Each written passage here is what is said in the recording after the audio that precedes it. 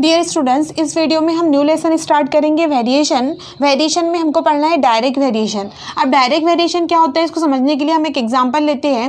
यहाँ पर हम लेंगे फॉर एग्जांपल, यहाँ पर लिखते हैं हम नंबर ऑफ़ बुक्स और यहाँ पर हम लिखेंगे कॉस्ट। ठीक है, अब नंबर ऑफ़ बुक्स में फॉर एग्जाम्पल 1 बुक लेंगे हम, तो 1 बुक कितने का है, 10 रुपीज़ का।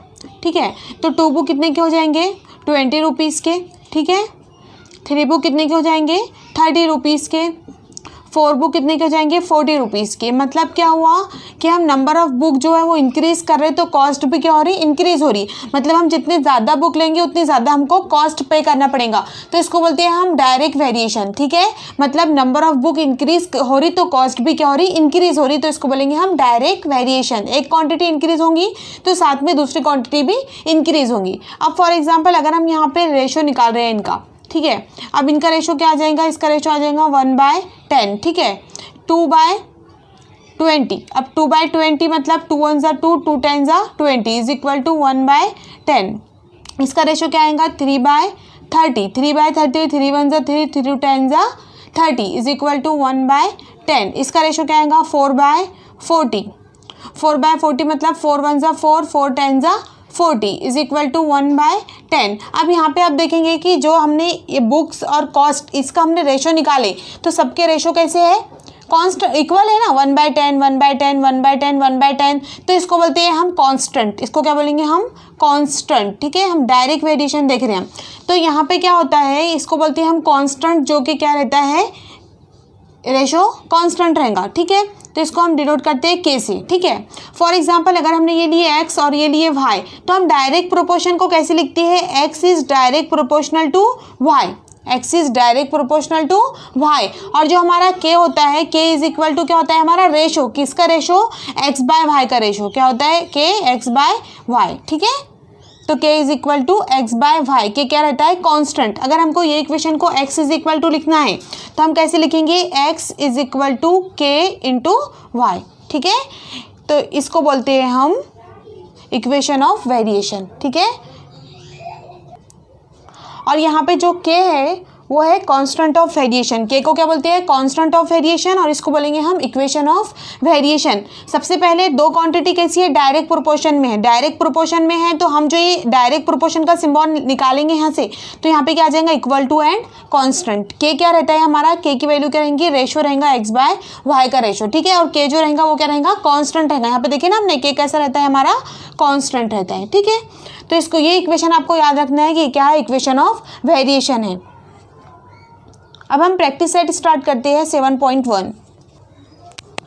प्रैक्टिस सेट 7.1 का क्वेश्चन नंबर 1 है, right the following statement using the symbol of variation. Symbol of variation क्या होता है, ये जो अल्फा होता है इसको बोलते हैं हम सिंबल ऑफ वेरिएशन। ठीक है, ये जो अल्फा है इसको क्या बोलेंगे हम, सिंबल ऑफ वेरिएशन। हमने इक्वेशन ऑफ वेरिएशन देखी ना, x is directly proportional to y, तो ये x, ये जो अल्फा है ये क्या है हमारा, सिंबल ऑफ वेरिएशन। ठीक है, सिंबल ऑफ वेरिएशन यूज़ करना है हमको और स्टेटमेंट लिखना है।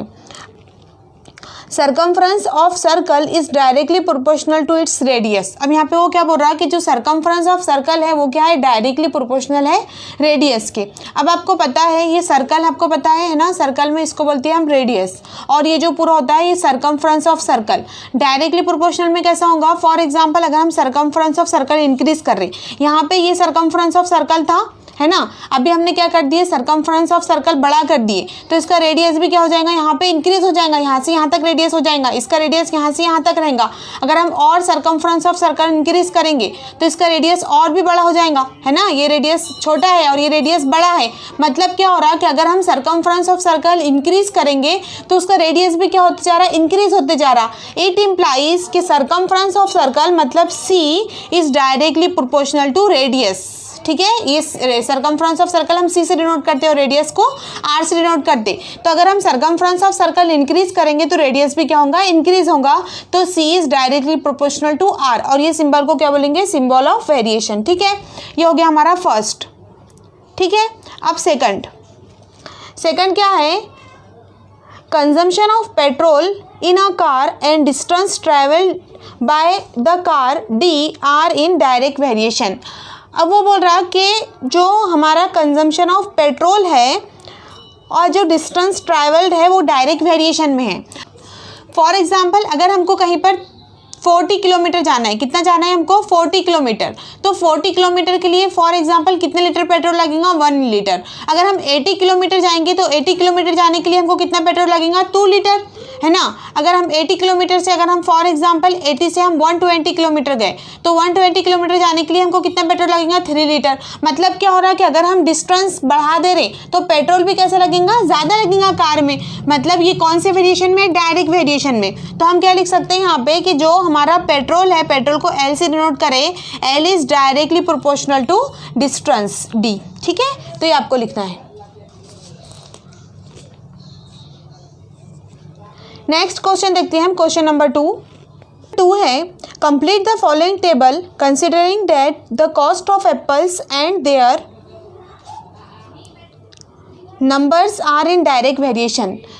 हमको क्या लेना है, number of apples and cost of apples direct variation में है, तो हमको ये टेबल को क्या करना है, कंप्लीट करना है। ठीक है, अब डायरेक्ट वेरिएशन में है तो हमको नंबर ऑफ एप्पल्स कैसे डिनोट किया गया, एक्स से डिनोट किया गया, और कॉस्ट ऑफ एप्पल्स वाई से डिनोट किया गया।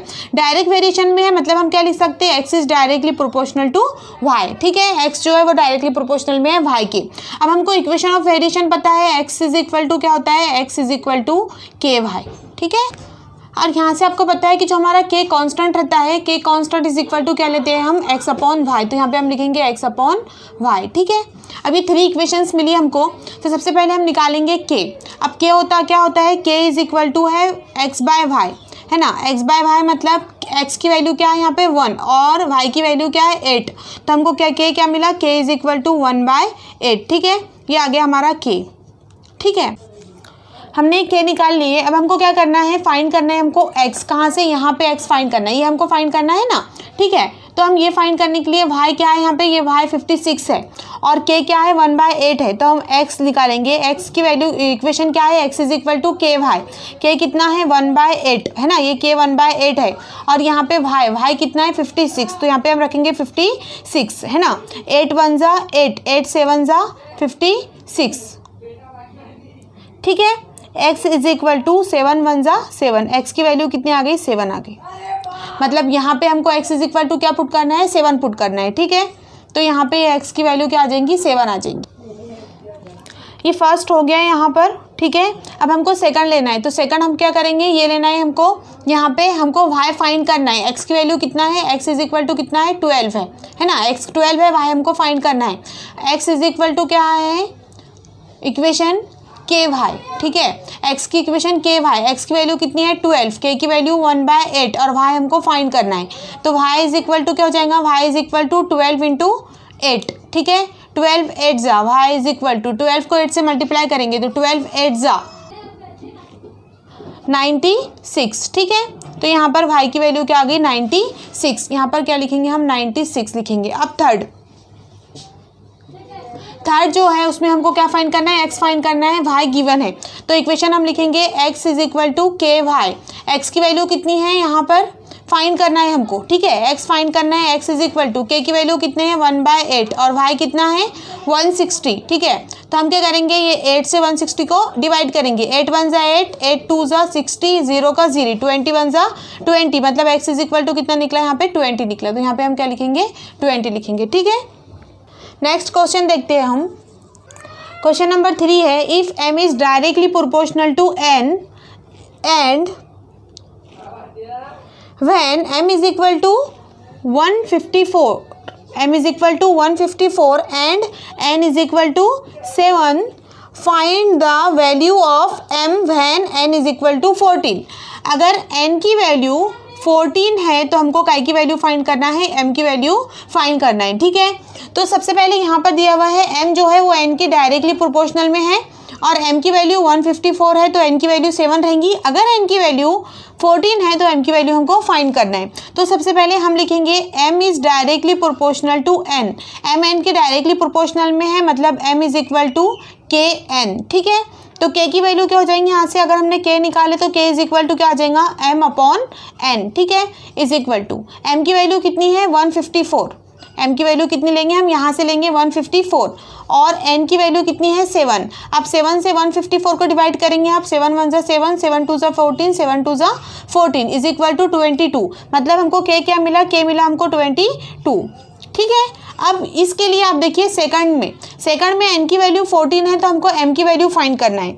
हम इक्वेशन ऑफ वेरिएशन से m की वैल्यू फाइंड करेंगे। ठीक है, हमारे पास m इज इक्वल टू कितना हो जाएगा, m is equal to K N है। m इज इक्वल टू क्या है, equation of variation, m is equal to K N. k की वैल्यू कितनी है 22 और n की वैल्यू कितनी है 14। तो हमको क्या करना पड़ेगा, 14 से 22 को मल्टीप्लाई करना पड़ेगा। ठीक है, तो हम यहाँ पे 22 को 14 से मल्टीप्लाई करेंगे, 4 2 जा 8, 4 2 जा 8। ठीक है, यहाँ पे 1 2 जा 2 और 1 2 जा 2, क्या आ गया आंसर 803, 308। मतलब m की वैल्यू क्या आ गई 308। ठीक है, तो ये हमको m की वैल्यू फाइंड करना है। m इज इक्वल टू क्या मिला हमको 308। When n is equal to 14, m is equal to 308। Okay, next example देखते हैं हम। क्वेश्चन नंबर 4 है, if n varies directly as m complete the following table. यहाँ पर ये m और n की वैल्यूज़ है कुछ, और बाकी जो टेबल में ब्लैंक है वो हमको फिल करना है, टेबल को कंप्लीट करना है। m जो है वो n के डायरेक्टली प्रोपोर्शनल में है। ठीक है, तो यहाँ पर जो n is directly proportional to m ये गिवन है। ओके, यहाँ से इक्वेशन ऑफ वेरिएशन क्या निकलेगा, n is equal to K M, n is equal to K M, ये हमारा इक्वेशन ऑफ वेरिएशन। ठीक है, हमको k की वैल्यू फाइंड करना है, तो k की वैल्यू फाइंड करने के लिए k इज इक्वल टू क्या हो जाएगा n upon m, k is equal to n upon m। n की वैल्यू 12, तो m की वैल्यू कितनी है 3। ठीक है, यहाँ पे 3 है, 3 1 जा 3, 3 4 जा 12, मतलब यहाँ पे क्या आ जाएगा 4 आ गया। तो k इज इक्वल टू कितना मिला हमको 4 मिला। ठीक है, अब हम यहाँ पे देखेंगे अगर m की वैल्यू 6.5 है तो हमको n की वैल्यू फाइंड करना है। k की वैल्यू क्या है हमारे पास 4 है। ठीक है, तो यहाँ पे सबसे पहले हम फर्स्ट फाइंड करेंगे, ये वाला लेंगे हम, m इज इक्वल टू कितना है 6.5, m इज इक्वल टू 6.5 है। ठीक है, हमको क्या फाइंड करना है, n फाइंड करना है। n की इक्वेशन क्या है, n is equal to K M. ठीक है, ये इक्वेशन हम यूज़ करेंगे, n is equal to K M. Okay, n की वैल्यू हमको फाइंड करना है, k की वैल्यू है 4 और यहाँ पे m की वैल्यू कितनी है 6.5। ओके, अब हमको 4 से मल्टीप्लाई करना है 6.5 को, तो हम यहाँ पे 6.5 लिखेंगे, यहाँ पर हम लिखेंगे 4, इसको मल्टीप्लाई करेंगे। 4 5 जा 20 का 0, कैरी आया 2, 4 6 जा 24 और यहाँ पे 2 लेंगे 26। ठीक है, यहाँ पे पॉइंट है तो यहाँ पर हम पॉइंट लगाएंगे, आंसर क्या आ गया 26। n इज इक्वल टू कितना मिल गया हमको 26। ठीक है, यहाँ पर हम लिख देंगे 26। ओके, अब क्या करना है हमको, ये फाइंड करना है, हमको क्या फाइंड करना है, m फाइंड करना है अगर n 28 है तो। ठीक है,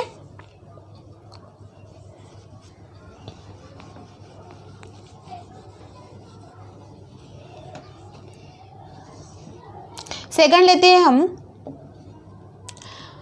n इज इक्वल टू कितना है 28, n इज इक्वल टू यहाँ पर 28 है, m हमको फाइंड करना है। इक्वेशन लिखेंगे हम n is equal to K M. ठीक है, n इज इक्वल टू कितना है के एम है, तो m की इक्वेशन क्या बनेगी यहाँ से, m is equal to n upon k। ठीक है, इज इक्वल टू n की वैल्यू कितनी है 28, k की वैल्यू कितनी है आपको पता है 4। ठीक है, अब 4 से 28 को हमको डिवाइड करना है, तो 4 से 28 को डिवाइड करेंगे, 4 1 जा 4, 4 7 जा 28, मतलब यहाँ पे आंसर आ गया 7। m इज इक्वल टू कितना मिला हमको 7 मिला। ठीक है, तो हम ये m की वैल्यू यहाँ पर लिखेंगे 7। ठीक है, थर्ड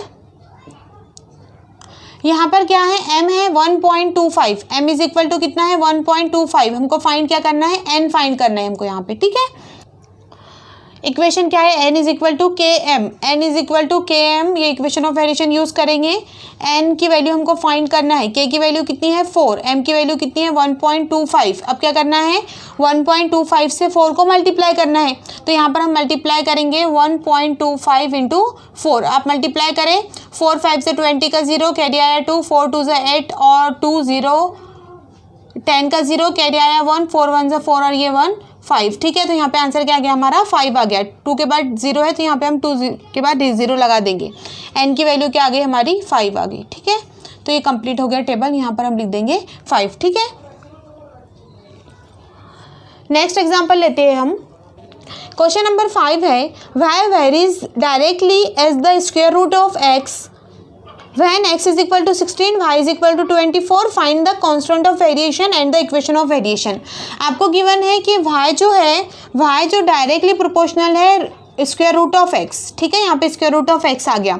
अब y इज इक्वल टू क्या हो जाएगा, k रूट x, है ना. y इज इक्वल टू क्या हो जाएगा, k रूट x के डायरेक्टली प्रोपोर्शनल में है. y की वैल्यू और x की वैल्यू आपको गिवन है, तो x इज इक्वल टू कितना है यहाँ पे, x है आपका 16 और y है 24, ठीक है. अब हम k की वैल्यू फाइंड करेंगे, तो ये इक्वेशन अगर हम k के लिए लिखेंगे तो k इज इक्वल टू, ये इक्वेशन क्या हो जाएंगी, k is equal to y by root x, ठीक है. तो हमको k फाइंड करना है, k इज इक्वल टू क्या लिखेंगे हम, y बाय रूट x, है ना. y की वैल्यू कितनी है, y है 24 और रूट x कितना है, रूट और x कितना है 16, ठीक है. अब रूट 16 कितना होता है, रूट 16 मतलब किसका स्क्वायर रूट है, ये 4 का, 4 1 जा 4, 4 6 जा 24, ठीक है. इज इक्वल टू क्या मिला हमको, 6 मिला. मतलब k की वैल्यू क्या आ गई, यहाँ पर 6 आ गई, ठीक है. अब k की वैल्यू 6 आ गई तो हमको क्या करना है, यहाँ पे y is equal to, equation of variation क्या हो जाएंगी, y is equal to k root x है ना, y is equal to k root x है, तो k की जगह पे हम 6 लिख देंगे, 6 रूट x, तो इसको बोलेंगे हम इक्वेशन ऑफ वेरिएशन. ये क्या आ गई हमारी इक्वेशन ऑफ वेरिएशन, ठीक है.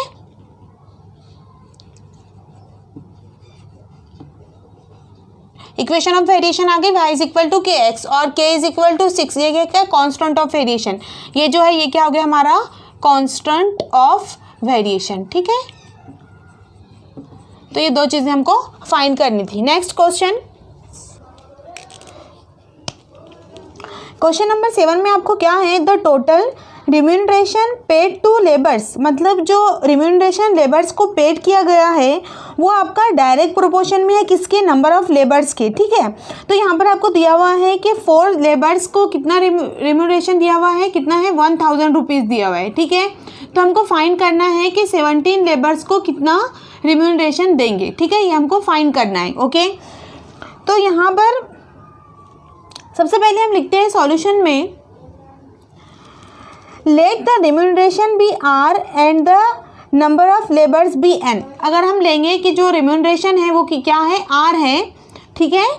Let the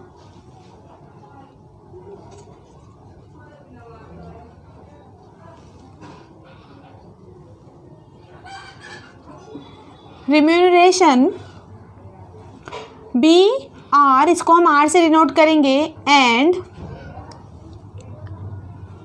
the number of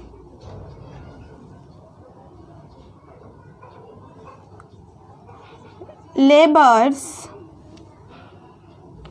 B N. Number of labours को क्या लेते हैं हम, n लेते हैं, और रिम्यूनरेशन को क्या लेते हैं हम, r लिए, ठीक है. ये हमने यहाँ पर एज्यूम किए. अब हमको क्या दिया हुआ है कि जो हमारा रिम्यूनरेशन है वो क्या में है, डायरेक्ट वेरिएशन में है, किसके, लेबर्स के, ठीक है. ये क्या है हमारा गिवन है, तो हम यहाँ पे गिवन लिख देंगे. r is directly proportional to n, ठीक है. Remuneration directly proportional number of labours के, ठीक है. r is directly proportional to n. अब यहाँ पे हम लेंगे equation of variation, r is equal to क्या हो जाएगा, k n. k क्या है यहाँ पर कांस्टेंट है, ठीक है. अब हमको दिया हुआ है कि अगर यहाँ पे नंबर ऑफ लेबर्स 4 है, ये नंबर ऑफ क्या है, लेबर्स है, ठीक है. तो ये है हमारा n. अगर n 4 है तो r कितना है, 100 है, ठीक है. तो अगर n इज इक्वल टू 4 रहेगा तो r इज इक्वल टू कितना रहेगा हमारा, r इज इक्वल टू 1000, ठीक है. ये 1000 रुपीज़ है, ओके. अब यहाँ से इक्वेशन क्या बनेंगे, अगर हमको k के लिए इक्वेशन लिखना है तो k इज इक्वल टू क्या हो जाएगा, r अपॉन n, ठीक है. k is equal to r upon n होता है ना ये इक्वेशन, तो k is equal to r upon n मतलब 1000 अपॉन 4, ठीक है. k की वैल्यू हमको फाइंड करना है, तो 1000 अपॉन 4 हम क्या करेंगे, 1000 को 4 से डिवाइड करेंगे. 4 1 जा 4, 4 2 जा 8, 4 5 जा 20 एंड 4 0 0. 1000 से 4 को डिवाइड करेंगे तो आंसर क्या आएगा, 250. k की वैल्यू क्या मिल गई हमको, 250 मिल गई, ठीक है. k इज इक्वल टू 250, ठीक है. हमको यहाँ पे फाइंड क्या करना है, 17 लेबर्स के लिए रेम्यूनरेशन फाइंड करना है हमको. अब 17 लेबर्स के लिए हम फाइंड करेंगे तो हमको r फाइंड करना है ना, रेम्यूनरेशन फाइंड करना है हमको. तो हम r की इक्वेशन क्या है, k n है, ओके. के क्या है हमारे पास, के क्या निकला हमारा 250 निकला हमारा के, और एन कितना है, कितने लेबर्स के लिए फाइंड करना है हमको 17 लेबर्स के लिए, तो हम यहाँ पे क्या लिख देंगे 17। ओके, अब हमको क्या करना है 250 को 17 से मल्टीप्लाई करना है, तो यहाँ पे हम 17 से इसको मल्टीप्लाई करेंगे, 7 0 0 7 5 35 का 5 कैरी आया 3 7 2 14 14 एंड 2 17। ओके, अब 1 0 0 1 5 5 1 2 2। ओके, अब इसको ऐड कर लेंगे हम, तो यहाँ पे आएगा 0, यहाँ पे आएगा 5 12 का 2 कैरी आया 1 4250। इसका आंसर क्या आ गया 4250। ठीक है, तो अगर हमको 17 लेबर्स को रेम्यूनरेशन देना है तो कितने रुपीज़ देना पड़ेगा हमको, यहाँ पर हम लिखेंगे कितने रुपीज़ आ गया 4250 रुपीज़। ओके, तो आप यहाँ पे लास्ट में सेंटेंस बनाकर लिखेंगे answer, the remuneration of 17 labours is 4250 rupees. Okay, और जो हमारा नेक्स्ट टॉपिक है वो हम देखेंगे नेक्स्ट वीडियो में।